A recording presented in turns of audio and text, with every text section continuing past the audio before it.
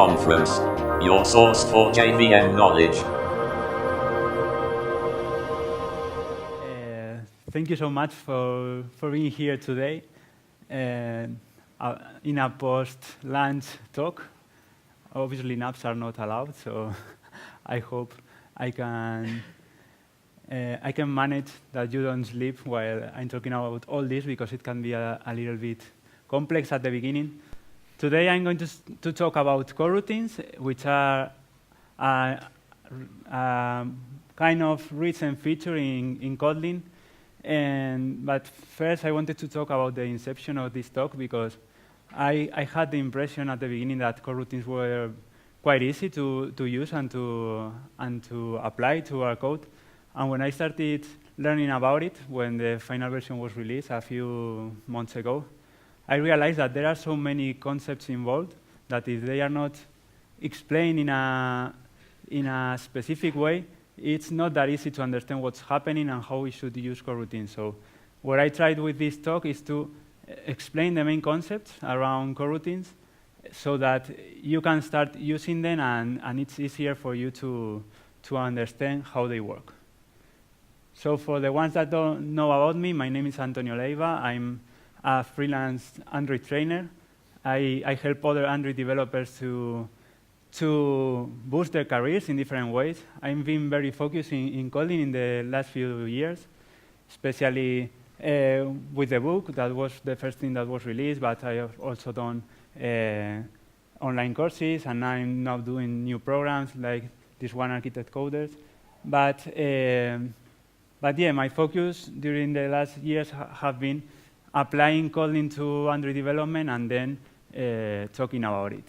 I have two sites, antonioleiva.com, which is in English, and devexperto.com, which is in Spanish.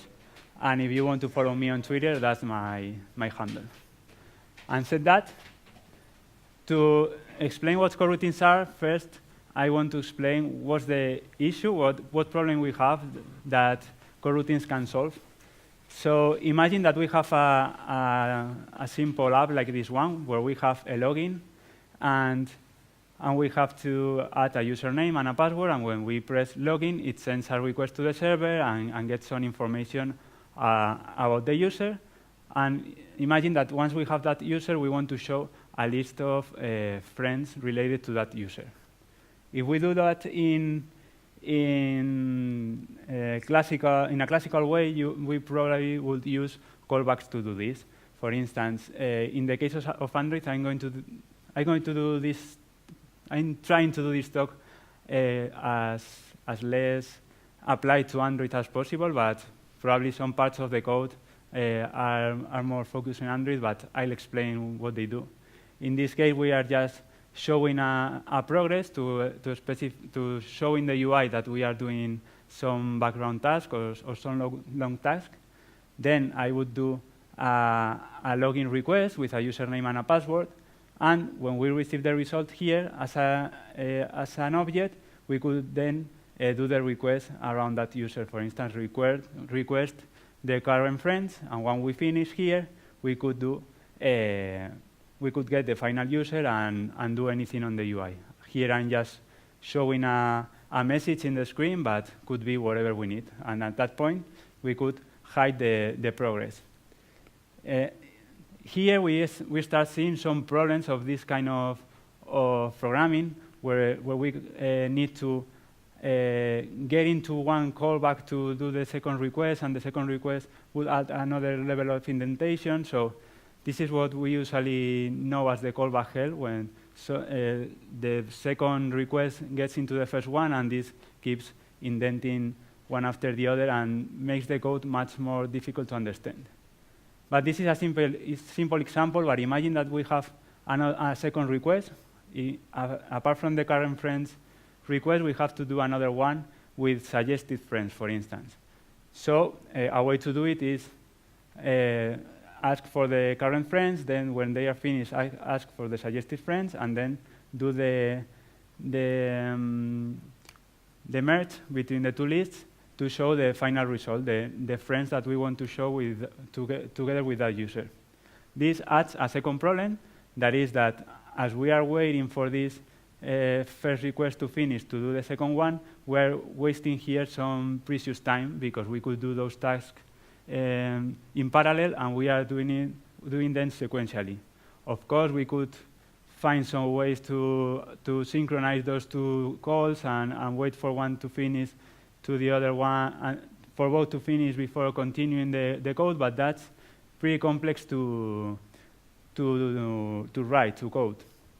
So coroutines come here to solve some of these questions. For the ones that are used to other languages, this would be coroutines are similar to the regular async await in other languages, but they are like more generic, and we'll see how they work. Coroutines, in the end, what allows is to write asynchronous code sequentially, so that we can use the result of one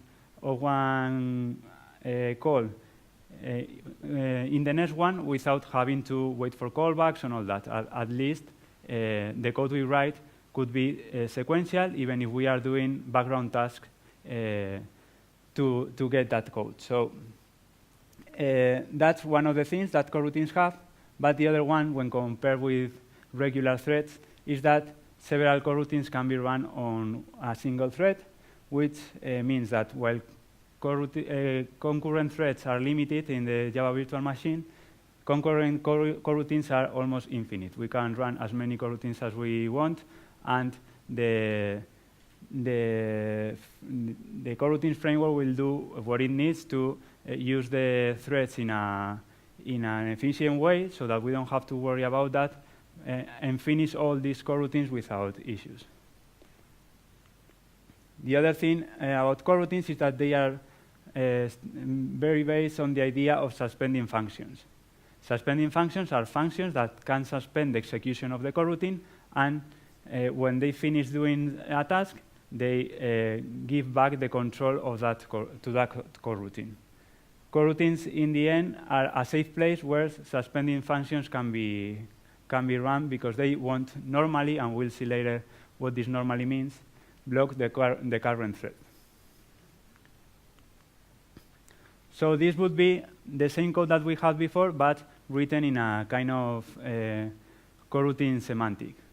These words that don't exist in the coroutine world by themselves. I'll explain later how we can use how we can substitute those later, but so that you get an idea. We have a coroutine block here, where we can now call those suspending functions that will be able to block the execution code. So the same as before, we put the visibility to visible here of the progress, and then we call a suspending function here that will do the login request. At this point, the coroutine gets blocked, so we can continue to do this in a background task while the thread that is used by the coroutine keeps freed. And once this is finished, the coroutine will get the execution flow here with the result of the content in this code, and this result will be. We can use it to the second request like this, with another suspending function that will again block the coroutine flow here until the current friend's request is finished. When we've done all that, we can use, sorry, this brace should be here, so don't get confused. This is all inside the coroutine. So then the final user will be created with the friend that we recover from the request, and we can show the information in the UI and hide the progress visibility. So as you see, we have gone from one world when everything was done during callbacks to another world when we write the same way as we would write it if it was a sequential code without any asynchronous call.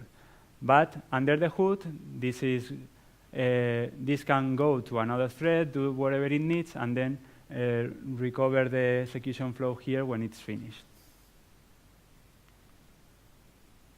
So these are the two suspending functions that we mentioned before. Here the coroutine will get blocked until this this code is finished.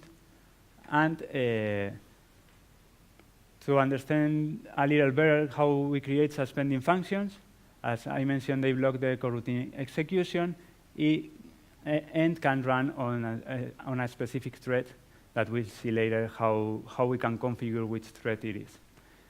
And this is the way to write a suspending function in Kotlin. It's like a regular function, but we use the suspend reserved word at the beginning. With that and some other things that we need to do inside this function, we can create functions that are able to block the execution of the coroutine. So if we focus on this line here, the one that is updating the UI, as you see, this is already inside the coroutine. In which thread do you think it will be run? The ones that think that it will be run in the main thread can raise your hand. The one that think that it will be in another thread. And the one that think that it depends. Okay, we are more or less in the same. Well, it depends. It depends on how we configure this coroutine. The coroutines can use something that is called the coroutine context, and in this coroutine context we can configure several things. The first one is the dispatcher. One of the things that we can configure in this coroutine context is the dispatcher, which specifies the threads where the coroutine can be executed. This dispatcher can be provided, as we saw before here, or can be provided by the coroutine scope. We'll leave coroutine scopes to the end so that we can understand all the other things before. But we are now going to see how to specify which dispatcher our coroutines are using. So we define it here. One of the dispatchers that exist, we'll talk about how many dispatchers we have later, but one of them is the dispatcher.main, which means that this code will be run on the main thread. In the case of Android and some other UI frameworks, we usually have a main thread where the application is doing all the UI work. So we usually need to get out of the main thread to do heavy tasks, because otherwise the UI will get blocked. So in this case, if we specify that this coroutine will run in the dispatchers.main, it will use the main thread to run all this code, to run this one, but also the rest. So we'll get to another question. Where will these suspending functions will be executed? Because those are requests that we are running through a server, and we may need to block the threads until we get the result of that call. So it's important to know where these two calls are running. So in this case, it also depends. And it depends on how we configure those suspending functions. One function that the coroutines library provides is a function called withContext, which allows us to change the execution context of one part of the code. So in the case of the suspending functions, it's very useful to identify in which group of threads or in which thread this function is going to be executed. In our case, if we cover this code with context and specify dispatchers.main, then we are saying that this code is executing in the main thread. But obviously, that's not what we want, because that will block the main thread, which is what we are trying to avoid. So this is very easy to change. We'll modify this dispatcher with another one, and that fixes it out that easily. We could use a dispatcher like dispatchers.io to move from the main thread to another thread. And how all those dispatchers, well, first this thing, I wanted to mention that we are doing suspending function here to include the code that we want to do in another thread, but this with context function is a suspending function itself, so we don't need to use it inside another suspending function. We can use it directly in the coroutine scope, inside the coroutine, so we can avoid that suspended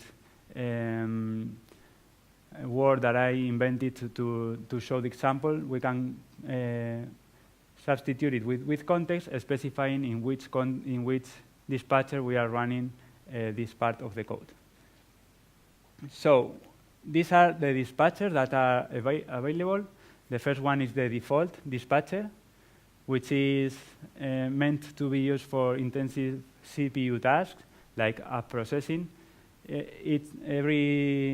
Every task that we do that needs the CPU to be done will use the default dispatcher, and this dispatcher only have I think that uses as many threads as the number of cores of the CPU, so that we cannot run more intensive tasks than the number of CPUs that our device has.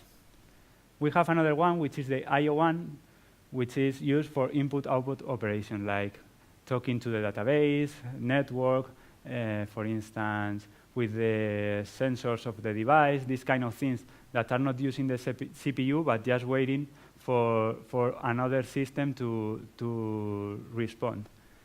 In this case, we have a bigger number of threads. I think it's 64, because they are not using the CPU, and we can have as many as we want working at the same time without penalizing the performance of our app. There's a third one that is called unconfined, that I'm not going to explain it here, but it's when you don't care much about the thread that is executed, because it jumps between different kinds of threads, and it's a bit difficult to understand how it works. So unless you know what you're using, it's better not to use it. And the first one, which is only on Android, but also other UI frameworks that we can have in the Java virtual machine, we have this main dispatcher that will be focused in the main thread of our application. Are those four only available on Android, or are they on both Android and on the JVM? This one main, it's in several, not only in Android. All four of them, are they? Yeah, the other three are in every other libraries, because something I didn't say is that the coroutines are like a generic idea in the language. So you can write you can do an implementation how you need it, but then you have some libraries provided by Kotlin, so that you don't need to do all that work on your own. So there's a core library that includes these three dispatchers, and then depending on the libraries that you use, you can add this one. For instance, if you use the Android one, or there's another one about Java UI, I don't remember if Swing or one of those, that also uses this main dispatcher.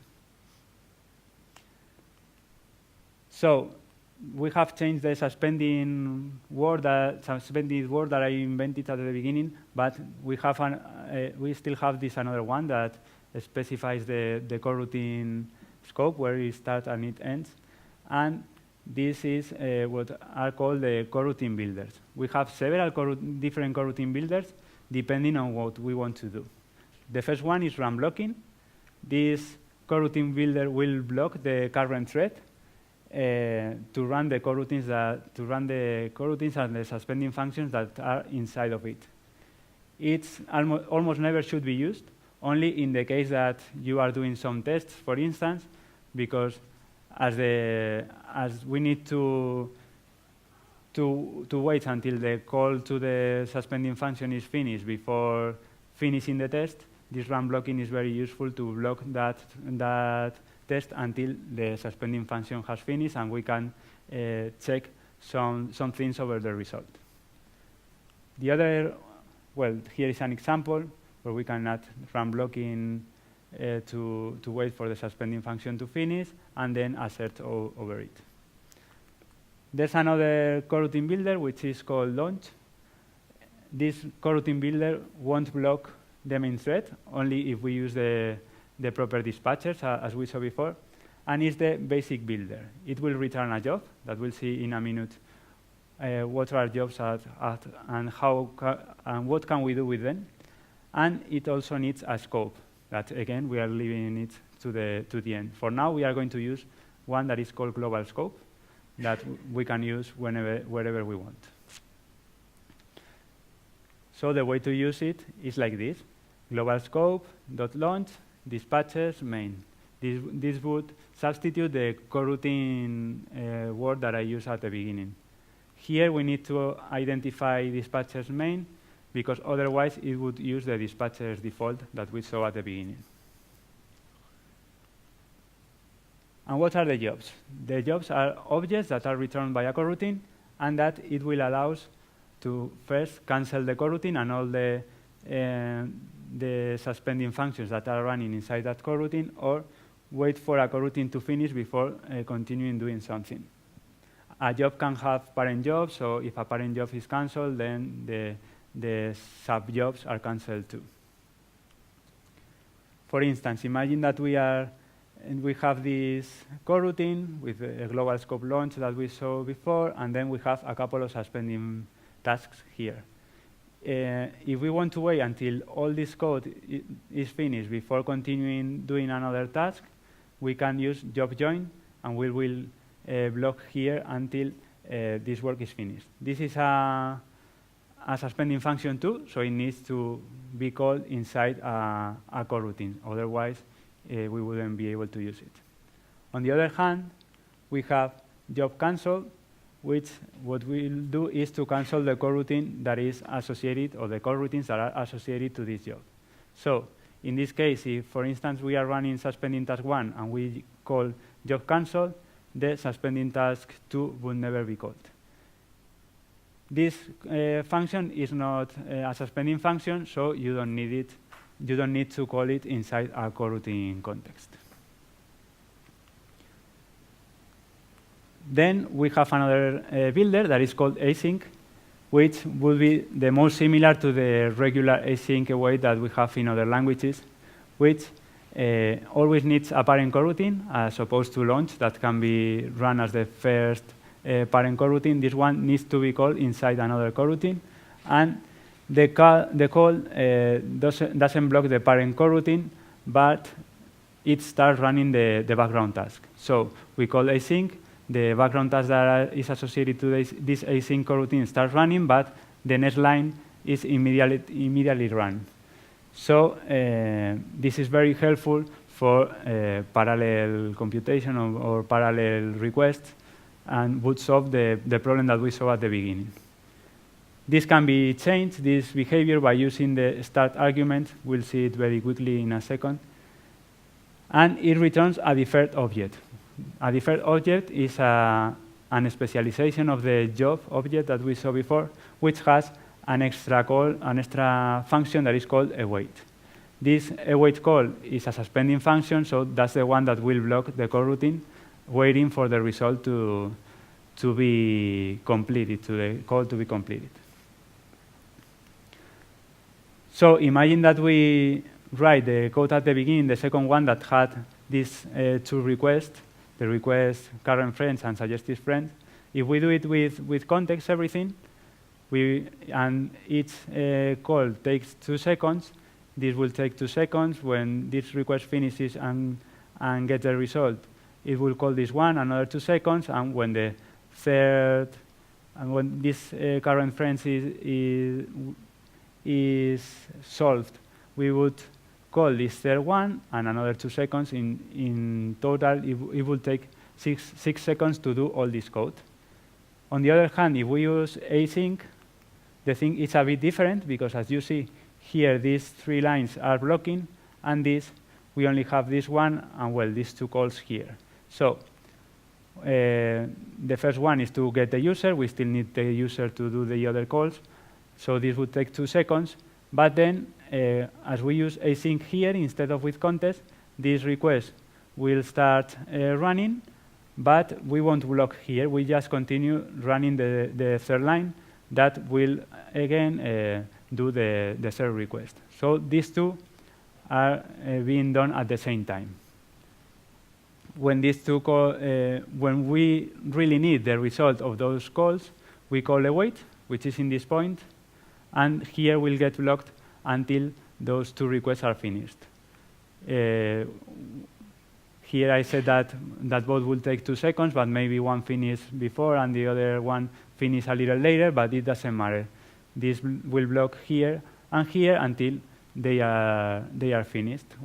This one finishes, for instance, it will wait until this one finishes, and when this has ended, the result is returned here, and we can merge these two lists into the final one and save it into the user. So instead of taking 6 seconds, it will take just 4 seconds. I mentioned that the call doesn't block the coroutine, but it starts running it in a background task. This can be changed by using the start argument. We can use the coroutine start.lazy, and this means that the async task when we run until we call await. This, in general, doesn't make much sense, but imagine a situation where you can run or not run a part of that async depending on some conditions. You can block the execution of that task until you call await. So it's a way to do that lazily. And then we are reaching to scopes. The scopes would be like the limits where the coroutines apply. Scopes helps canceling all coroutines that are associated with that scope when the scope is no longer available. I don't know in other technologies or other frameworks, but in the case of Android, a very easy example of a scope is an activity. In Android, we have activities that are created when they are visible on the screen and are usually destroyed when they are hidden. Well, the life cycle is a little bit more complex, but in any case, we have a clear situation where that screen is created and destroyed. And when the activity is destroyed, probably the requests that we are doing inside that activity are no longer valid or no longer necessary. So it wouldn't be a waste of time, and also in the case of Android, a danger to continue running those requests, because if we try to update the UI when the activity is destroyed, it will throw an exception. So it's a little bit dangerous to leave coroutines or requests being executed and then getting back to the activity, because that could break our app. So the scopes work really well here. And a scope, as I mentioned, is a limit where the coroutines apply, and when we destroy the scope, those coroutines are no longer valid and won't keep executing. We have 2 options for scopes. The first one is the one that we already use. That is the global scope. This is used by the coroutines that can run as long as our application is running. So it would be a bad idea to use it in places like the activity that I mentioned before, because this global scope is never finished, only obviously when the whole app is destroyed. The other option is to extend coroutine scope, and that's what we are seeing now, how to do it. Well, the global scope is the one that we have used before, so we have no doubts here already. And the second one is the coroutine scope. This would be a way to implement it in an activity. Our activity would only need to implement coroutine scope. I'm saying an activity, but any class that have some kind of life cycle. So we implement this interface. The interface will force us to implement this coroutine scope, and there is where we configure our context. We said at the beginning that the coroutine context can have a dispatcher, but it also can have a job. So with that job, what we can do is that when the activity or the life cycle object is finishing, we can call job cancel, and all the coroutines associated to that job, which are all the coroutines that we run in this activity, will be cancelled, and we won't have the problem of updating the UI when the activity is already destroyed. So in the creation of the activity, or in the first step of the object that has this defined life cycle, we would create the job, and when that object is being destroyed, we will call job cancel. That way, when the object is destroyed, all the scope is invalidated, and the coroutines that are running will no longer update the UI. And here, that's mostly it. One thing that is missing here is that when we convert an object into a coroutine scope, instead of calling things like this, global scope.launch, we can use the coroutine builders directly without prepending anything here. So now our activity will be able to call launch, and we don't need to specify the dispatcher, the default dispatcher, because we have specified here in the coroutine context. So just by calling launch and open the braces, we would be able to create a coroutine, and that coroutine will be already associated to the job of the scope, and also will use the dispatcher that the context has specified. And one last point is that if we have we are using an API that is used in the old way, is not already prepared to use coroutines, we anyway can keep using it, because we can wrap those APIs to start using suspending functions, and that way we can use any library that we already have into the coroutines and use it in the new way. To do that, we have another function that is called suspend cancelable coroutine, which is a way to wrap those calls. It returns a continuation object that we can use when that call is finished and we get the result from the callback. This will still do the login async with the username and the password, and when it finishes, in the callback we would get the user, and we just need to call continuation.resume with the final value.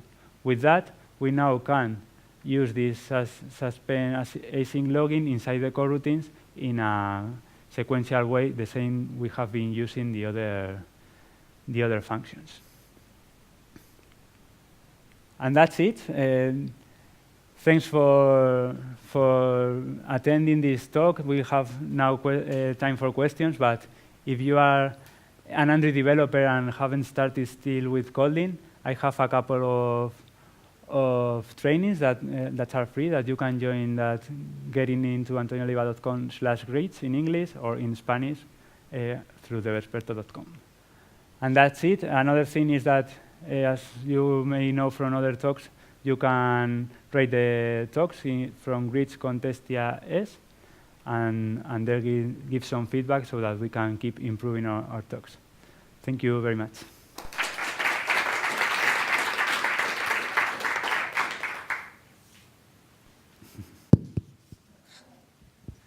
Hi, I want to migrate to my existing repositories to use coroutine functions, but I use these repositories in a library, and many apps consume them. So if I add the suspend word to my method, my existing methods, can I use this function outside the coroutine wall? I mean, as a regular blocking function? When you do that, internally this is converted to like a callback. And I haven't tried, but maybe when you use it from the Java world or from another place, you can use it like that. Probably from Kotlin, it will still detect it as a suspending function. But I'm not totally sure. I have not tried that before. Okay, because I'm thinking to migrate to coroutines, but not for all apps at the same time. And if they consume the same code, I was wondering if I can use suspending function outside the suspending world. Honestly, I haven't tried. You have to use the run blocking in that case. If that is what you want. So I need to add the coroutine dependencies. In that case, in this case, is to That would be an create option. an Yeah. auxiliary function. Okay. In my code, an auxiliary function to be shared to code. Okay. Thank you. Thank you to him. Any other question?